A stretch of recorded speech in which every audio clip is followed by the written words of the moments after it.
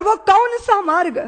क्या हिंदू जाति जिसने नक्षत्रों को संज्ञा दी, वो हिंदू जाति जिसने सागर की छाती पर पत्थरों को तैराया, इतना गौरव रखने वाली हिंदू जाति, उसका स्वाभिमान धुआं बनकर उड़ेगा?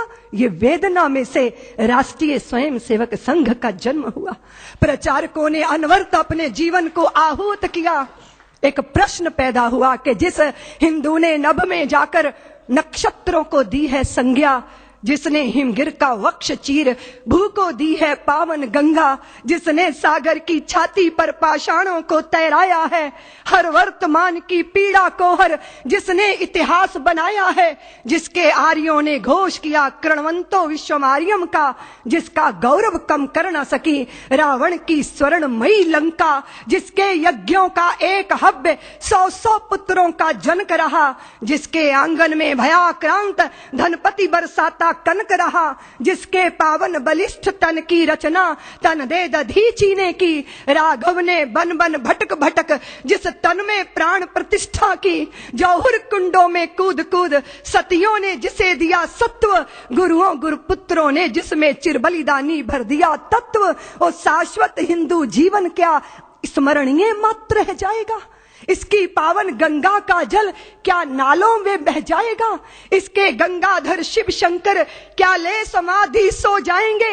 इसके पुष्कर इसके प्रयाग क्या गर्त मात्र हो जाएंगे?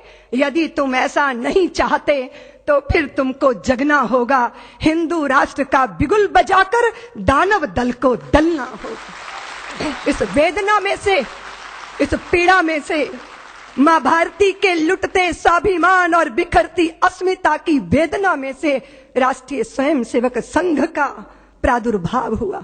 फिर एक एक दीपक जले, तिल तिल करके अपने आप को मां भारती के चरणों में आहूत करते रहे। फिर एक एक माता निकली जिन्होंने अपने हृदय के टुकड़े, अपने शरीर के हिस्सों को मां भारती के चरणों में अर्पित कर दिया। फिर विद्यावती की वह परंपरा जीवंत हुई जहां भगत सिंहों को जन्म देने वाले, और फिर उसके बाद भगत सिंहों को फांसी के फंदों पर झूलते देखकर आंखों से आंसू बरसाने वाली माताओं की आंखों के आंसू देखकर लोगों ने संदेह व्यक्त किया। विद्यावती को यही तो कहा था कि आप अपने बेटे की, पुत्र की शहीदी पे रोती हो, इतनी कमजोर मां हो। तो विद्यावती ने कहा, मैं अपने पुत्र की शहीदी पे नहीं रो रही, अपनी कोख पे रो रही हूं। कदाचित मेरी कोख ने एक और भगत सिंह को जन्म दिया होता तो मैं उसको भी देश के चरणों में अर्पित कर देती। फिर देश के अंदर तांता शुरू हुआ। माताओं ने अपने हृदय के पुष्प मां भारती के चरणों में अर्पित करना प्रारंभ किया। और प्रचारक जीवन को अपना के व्यक्तिगत परिवार कुछ नहीं, परिवार सारा राष्ट्र परिवार है।